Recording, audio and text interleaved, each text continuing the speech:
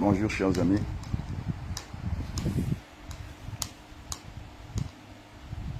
Alors, bonjour chers amis. Donc aujourd'hui, je vais encore vous entretenir, on va encore nous entretenir sur un texte, en fait, sur la démarche Christos. Donc, je l'avais déjà dit, j'ai reçu beaucoup d'informations et en particulier donc la fameuse démarche Christos pour s'éveiller, c'est-à-dire se connecter à son antériorité ou à notre ADN, hein, à la source unique qui bombarde notre cœur. Et aujourd'hui, je vais vous entretenir du premier texte de la, parce que en fait la démarche Christos est en deux types.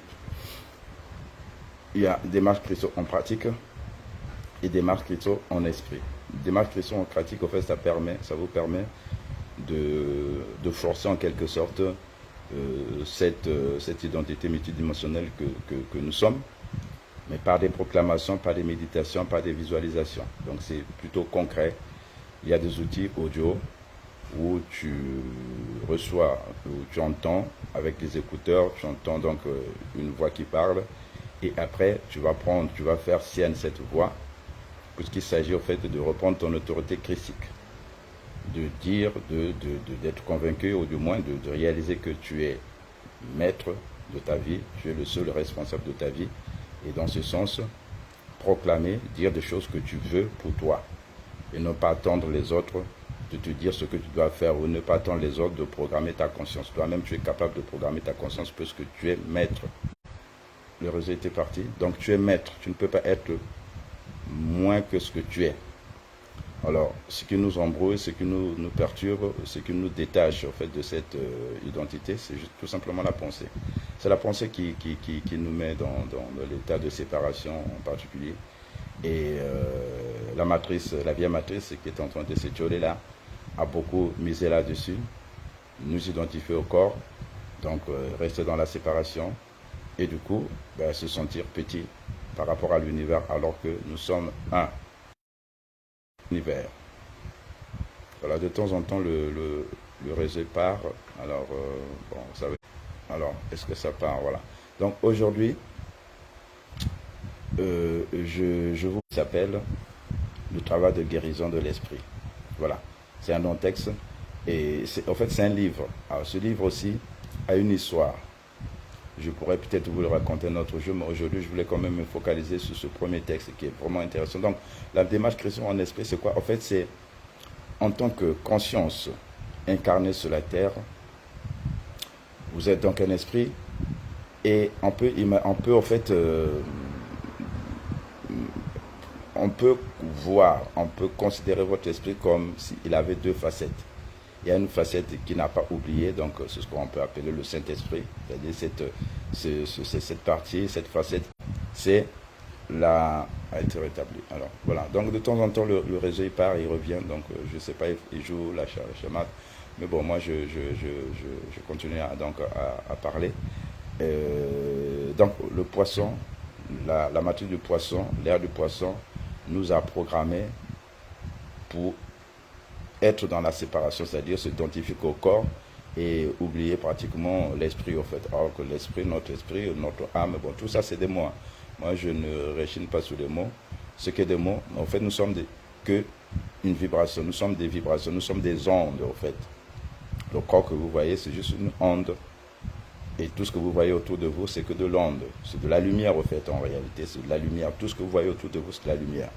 La différence, elle vient d'où? Elle vient des boules qui s'agglutinent. Alors, la différence, donc, sur les trois états de l'eau, vient d'où? En fait, quand vous prenez l'eau, vous vous mettez dans un congélateur, imaginez ce que se passe à l'intérieur de l'eau. En fait, il y a les molécules, donc ces boules-là. Alors, quand vous diminuez la température, ça veut dire que les molécules d'eau bouge moins, en fait, se cogne moins ou s'excite moins. Donc du coup, pour une conscience 3D que nous sommes, ça va nous paraître solide. Mais c'est l'eau, hein. Il y a toujours à les 0 degrés. Et là, en fait, vous imaginez donc la vibration ou l'excitation des molécules devient de plus en plus les fréquences de la lumière. Quand c'est solide, ça veut dire que la fréquence de la lumière est basse. Quand c'est l'air, ben, c'est un peu plus conséquent, et ainsi de suite. Vous pouvez imaginer tous les phénomènes de l'univers, ce que de la lumière, même la pensée, c'est plus importante, plus en haut. Voilà. Donc, je reviens sur le texte sur lequel j'aimerais vous entretenir. Et vous avez remarqué aussi que j'ai changé un peu la couverture de mes murs. C'est vrai que là, j'ai pris une dynamique de formation. En fait, c'est ce que j'ai toujours fait, sauf que ça n'a pas été, vraiment, ça n'a jamais été dit dans tout le temps. Et puis la vieille noire aussi, hein, Mama Isis.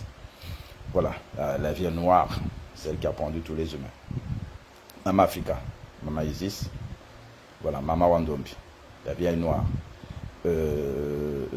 Donc je disais que là aujourd'hui je vais vous entretenir sur donc un texte qui concerne la démarche Christos en esprit. Alors comment c'est conçu cette démarche? En fait, c'est comme si c'était un dialogue. C'est un dialogue en fait, c'est comme si c'est un dialogue entre votre esprit qui n'a pas oublié et qui communique, qui échange avec votre esprit qui a oublié, c'est-à-dire l'ego négatif qui est tourné vers l'extérieur, alors que la partie qui n'a pas oublié est tournée vers l'intérieur. Vous voyez? Donc il y a comme un dialogue, et puis dans le dialogue, à la fin, le Saint-Esprit on peut aussi dire que c'est l'esprit sombre, quoi, qui a oublié, donc qui est dans le flou. Et quand le Saint-Esprit vient, votre esprit, hein, c'est pas à l'extérieur, hein, votre esprit arrive à le convaincre par un raisonnement, du coup, c'est ce but, cet objectif qui est visé dans le processus d'éveil. Voilà. Alors, donc le texte, je disais que le texte d'aujourd'hui, qui s'appelle le travail de guérison, et donc il s'agit de la médecine vibratoire. Aujourd'hui, j'ai fait donc mon mur là, comme je disais, je parle de médecine vibratoire parce qu'il ne s'agit que des vibrations, que ce soit sur que il frappe votre cœur, il frappe mon cœur, il frappe le cœur du soleil, il frappe le cœur de la galaxie, il frappe le cœur de tout ce qui existe dans l'univers comme dans les multivers. Voilà. Ce sont des concepts qui peuvent paraître difficiles à... C'est tout simplement la pensée qui nous a mis. C'est la pensée. C'est la pensée qui fait tout, en fait. Comme je le disais, la pensée, en fait, nous vivons ici, là, c'est comme si on vivait on vivait dans un film 3D en direct. Comme quand vous allez au cinéma, vous avez l'écran, le projecteur et les spectateurs. Là, tous les trois là, c'est vous. Le projecteur, c'est votre pensée. L'environnement de projection, donc le tableau ou l'écran, c'est votre environnement de vie. Et puis le spectateur, c'est vous aussi. Donc, encore une fois, la réalité, elle est interne. L'extérieur, c'est juste la réflexion de votre réalité. Bon, tout ça, ce sont des concepts qui peuvent paraître un peu difficiles parce que nous avons été programmés dans la séparation. Mais au fur et à mesure que vous allez concevoir, au fur et à mesure que vous allez intégrer toutes ces notions-là, ben, vous allez réaliser qu'au fait, vous n'êtes pas séparé de l'univers, vous êtes l'univers. Et là, derrière, quand vous commencez à intégrer toutes ces vérités, eh bien, tout ce qui accompagne la séparation, c'est-à-dire, je ne sais pas moi, la peur, parce que la peur vient de la séparation. Parce que quand tu te crois être une petite chose dans l'étendue du cosmos, tu ne peux qu'avoir peur. Vous n'aurez plus la mort, vous n'aurez plus peur de la mort, vous n'aurez plus peur de tout ce qui a été programmé ici par l'air durant l'ère du poisson. Et là, c'est l'ère du Verseau qui arrive, comme je le disais, l'ère de l'abondance spirituelle, l'ère de l'honnêteté, l'ère de la responsabilité, de l'authenticité. C'est là-dessus du bien commun et c'est sur ces valeurs de l'éveil, de la connexion à Mamanzi, la connexion à la source unique, l'objectif de l'unité. Hein? Tout est social, rien n'est annexé, nous a éduqués à toujours jongler avec l'extérieur pour pouvoir capter, prendre vers nous. Mais le verset qui arrive, c'est plutôt, bon, c'est pas tout de suite, hein, c'est pas dans combien de générations, mais en tout cas, il y a les pionniers, c'est de contre s'équilibre. Sauf que là, comme on a tout renversé, il y a des pionniers qui tirent un peu, qui forcent un petit peu le changement. Hein. Je ne veux pas me prendre comme exemple, mais bon, je peux aussi le dire, hein, mais je ne suis pas seul. Hein. Nous préoccupons, je me préoccupe de mes semblables, malgré leur ingratitude, je continue à leur donner les informations que je reçois. C'est vrai que ce que je fais aussi, si j'ai encore la force de faire, donc de continuer à sensibiliser mes semblables, c'est parce que j'ai aussi les guides. Hein. Je ne pense pas que j'allais avoir la force de continuer pendant 8 ans, ça fait le texte là, le premier texte au fait de la démarche Christophe en esprit. Alors le texte s'appelle donc, je l'ai précisé tout à l'heure, je le rappelle, parce que notre esprit est malade. Hein? Il est séparé en deux. Il y a la partie qui connaît, l'autre partie qui ne connaît pas. L'autre là qui ont dit, le Saint-Esprit monte, il descend, il illumine votre esprit, le Saint-Esprit. Alors, elle revient à la connexion. Donc, l'expérience que tu as eue donc c'est le Saint-Esprit qui parle. L'expérience que tu as eue, donc, il s'adresse à l'ego, au fait, ou du moins à la personne. Mais bon, quelque part, à l'ego. C'est une percée. Une percée de lumière dans une conscience d'obscurité. D'accord? Donc, et je continue. C'est une expérience qui t'est venue par ton propre désir, ta bonne volonté, car elle n'aurait jamais pu se produire autrement. Ça veut dire quoi? Quand, en fait, là, le texte, il parle donc, il y a deux personnes, en fait, dans ce dialogue-là, il y a aussi deux consciences qui ont initié, qui ont inspiré, qui ont écrit. Bon, la connexion, elle part, elle revient. Alors, je ne sais pas qu'est-ce que ça va donner comme vidéo, mais bon, moi, je continue. Hein. Donc, j'avais eu une période, au fait, d'illumination, en quelque sorte. Et c'est pour ça que le Saint-Esprit lui dit, l'expérience que tu as eue, c'est une percée de lumière dans un environnement d'obscurité. Mais cette percée-là, en fait, de lumière, c'est toi-même qui as voulu être dans cet environnement de lumière. Autrement, ça n'allait pas se faire l'expérience. C'est ça que ça veut dire. Je continue. Donc, je dis un moment d'obscurité. Hein. Mais cela est lâcher complètement l'obscurité parce qu'en fait, là, nous sommes tiraillés entre la lumière et l'obscurité. Donc, on dit qu'en fait, tu as eu la lumière un peu, c'était juste une percée. Mais finalement, tu es revenu dans l'obscurité parce que le Saint-Esprit dit à Laurent, tu dois faire l'expérience de tout ce... Tous ces textes-là parlent de la même chose. Hein. C'est-à-dire que c'est toujours le dialogue. Vous verrez, du moins pour ceux qui vont s'engager là dans Katara. Et ce sont des textes, au fait, qui parlent de la même chose. C'est-à-dire de ces deux facettes de notre esprit. Et dialogue. Et puis on essaie un petit peu la démarche, au fait, essaie de réaliser des échanges, mais sur différents aspects. Ça, c'est le premier aspect, donc il parle de la guérison, mais bon, vous verrez, hein, avec le temps, je ne vais pas étaler tous les tout ça, vous le trouvez dans Katara Formation, en fait. C'est vrai que je ne l'ai jamais dit. Bon, là, avec le recul, je me dis, c'est vrai que les gens n'étaient pas au courant de ce que Katara faisait, quoi. Et là, je réalise véritablement qu'il y avait un problème de communication, mais bon, voilà, c'est comme ça. Il n'est jamais trop tard pour s'améliorer ou pour avancer. Voilà, donc je relis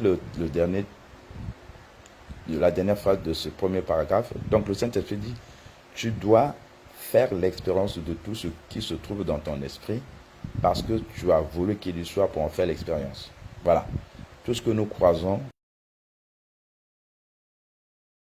faire l'expérience. Je passe au deuxième texte. Je ne pense pas qu'on désire de renoncer à toute expérience autre que la lumière. L'expérience que c'est de la lumière. C'est une volonté, c'est une ambition, c'est un but, c'est une décision qu'il faut prendre. Moi, je veux de viser la lumière. Autrement, tu vas rester dans l'obscurité, dans l'ego, c'est avec les Africains. Donc, ce désir-là, doit constamment réaliser l'acte mental de le vouloir constamment.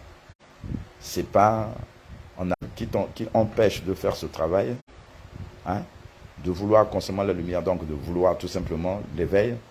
Il y a un obstacle à ce travail, ou du moins à cette dynamique, à cette tendance, c'est la peur. Quand on le regarde depuis la perspective, une pensée dans ton esprit. La peur, c'est une pensée. Et on peut l'écarter grâce à la bonne volonté. Oh, c'est magnifique. Hein? Donc la peur là, quand on a peur de quoi que ce soit, c'est pas concret, hein? C'est une pensée. Donc c'est rien en soi en quelque sorte, vis-à-vis en perspective, par rapport à la perspective de la lumière que tu es, parce que tu es la manifestation de la source, tu es la manifestation de Mamanzi. Donc la peur est simplement une pensée dans l'esprit. Donc comme c'est juste une pensée, on peut l'écarter grâce à la bonne volonté. Avec la bonne volonté, tu peux écarter la peur. Cette peur-là qui vient, qui est juste une pensée, on peut l'écarter par la bonne volonté ou par une décision de foi. Ça veut dire quoi? Il dit, donc il donne des instructions, il t'aide, et le Saint-Esprit te dit comment il faut faire par une décision de foi pour écarter la peur. Parce que chez les Africains, la peur, c'est pas moi, vos préoccupations, votre conscience là, je crois que plus de 50% de votre état de conscience est rempli que de peur, hein, de tonnes et de tonnes de peur, injectées par les religions bien sûr. La peur de la mort par exemple. Donc, il dit que le travail pour pouvoir écarter finalement la pensée de la peur, le travail peut aussi être appelé, donc là il a dit, donc il dit, il te donne des instructions, le Saint-Esprit te donne des instructions, et il dit ceci, tu observes les pensées qui se trouvent dans l'esprit. Tu es capable d'observer les pensées qui tournent dans ton esprit, non? Et tu te demandes, tu te poses la question, cette pensée est-elle la lumière, l'amour ou la joie que je recherche? Ah, voilà une bonne question. C'est-à-dire quand tu es devant une peur, quand tu es devant un sentiment de peur, de peur, pose-toi la question. Tu observes ces pensées dans ton esprit, d'accord? Pour l'instant, tu ne l'as pas écarté, donc cette pensée est la pensée de peur est dans ton esprit. Et là, tu poses la question simplement. Donc, quand tu es devant une pensée, la laisser passer, cette peur cette pensée de la peur là, tu dois la laisser passer parce que c'est pas ce que tu cherches, hein, par une décision de foi. Comprenez? Tu es devant un obstacle, tu as une pensée de peur. Avant de rentrer dans la peur, avant de danser avec la peur, ressaisis-toi et pose-toi la question, mais est-ce la lumière, l'amour, la joie que je recherche? Tu remarqueras que c'est pas véritablement ce que tu cherches. Et dans ce cas, tu peux l'écarter, prends ton autorité et tu dis que tu réalises que cette pensée n'est pas vraie, même si c'est la peur, mais c'est pas vrai. Parce que c'est pas la joie, c'est pas la lumière ni la paix que tu recherches. Et effectivement, prendre cette décision, ça peut paraître, donc là je lis, le Saint-Esprit dit, ça peut paraître difficile au début. Au début, parce que c'est un apprentissage au fait. Au début, ça peut paraître difficile. Parce que certaines pensées peuvent te sentir très vraies. Vous avez vu? Certaines pensées peuvent te sentir parce que la pensée, elle enchaîne encore sur d'autres pensées. Si c'est une pensée de peur, il y a d'autres pensées qui vont s'agglutiner à la peur. Et puis finalement, ça va faire boule de neige. Et finalement, ce sera tellement lourd que tu vas rentrer dedans, quoi. Donc là, il dit que non, pas une décision de foi. Tu peux l'écarter, hein, en sachant que cette pensée n'est pas vraie. Et donc, du coup, je lis, hein, ça peut paraître difficile au début, parce que certaines pensées peuvent te paraître très vraies. Il ne dit pas vrai, mais très vrai, oui. C'est pour ça que j'appelle cela un travail. Et c'est aussi pour cela que je dis que qu'on le fait par la foi. C'est par la foi que tu vas écarter les décisions, les pensées de peur là qui t'emmerdent. Tu dis que c'est pas vrai et tu réalises que c'est pas la lumière, la paix et la joie que tu recherches. Donc c'est pas vrai et tu décides de l'écarter. Au début c'est très difficile parce que tu n'as jamais fonctionné comme ça. Mais c'est un apprentissage. Alors, le Saint-Esprit continue, il dit que puisque la peur est le plus grand obstacle à ce travail, donc d'écarter toutes ces peurs-là, donc de quoi? Voilà, c'est ça qu'il dit là. Hein? Il dit par exemple, tu dis que non, c'est pas la lumière, ni la paix, ni la joie que je recherche, et je l'écarte, et là, des peurs, d'autres pensées peuvent venir, comme celle-là, tu dis, si tu laisses cette pensée, tu es idiot, ou bien tu vas le regretter. Tout ça, c'est la peur. Hein. Derrière, il y a, il y a autre chose. Hein. Vous savez, il y a la programmation, il y a, et puis il y a les maîtres aussi qui sont là, qui ne veulent pas que vous vous échappez de la programmation qu'ils ont installée depuis longtemps. Donc, il va dire, oh, voilà, tu vas le regretter si tu laisses passer cette peur. Ou alors, elle pourrait également te donner d'autres raisons, bien sûr. D'accord? C'est-à-dire, quand tu peux faire le même travail. Est-ce que les peurs qui viennent là, les autres pensées de peur là qui arrivent là, est-ce que ces peurs qui viennent s'ajouter là, si tu poses cette même question, ben, tu verras très bien que ce n'est pas vrai. Alors, dans ce cas, il te faudra prendre la décision de foi, de lâcher cette pensée. Peur. J'ai presque fini. Donc, le Saint-Esprit dit que j'insiste pour que tu fasses ce travail régulier. Vois-le comme un travail. Considère-le comme ton rôle ici et maintenant. Vous avez vu? Voilà, j'ai terminé le texte. J'ai terminé donc ce dialogue entre le Saint-Esprit qui parle à la conscience, à l'humain ou du moins à l'ego en fait. Donc, une question, en résumé, quand tu es devant une peur, quelle qu'elle soit, eh bien, ressaisis-toi, tu dis, bon, alors, au lieu de plonger dans la peur, au lieu de danser avec la peur, pose-toi la question. Est-ce la lumière, l'amour et la joie? Si ce n'est pas le cas, ben, tu dois prendre la décision de l'écarter tout simplement parce que c'est... Dites-moi les choses, dites-moi, faites-moi des appréciations. Et puis, bon, comme je dis, on est dans un travail de... Moi, j'appelle ça PAC. Hein. Pour les informaticiens, vous savez de quoi il s'agit. Hein. Processus d'amélioration continue. Ça, c'est le premier G. Eh bien, on peut construire ce paquebot-là ensemble en venant faire des commentaires, en proposant éventuellement des suggestions.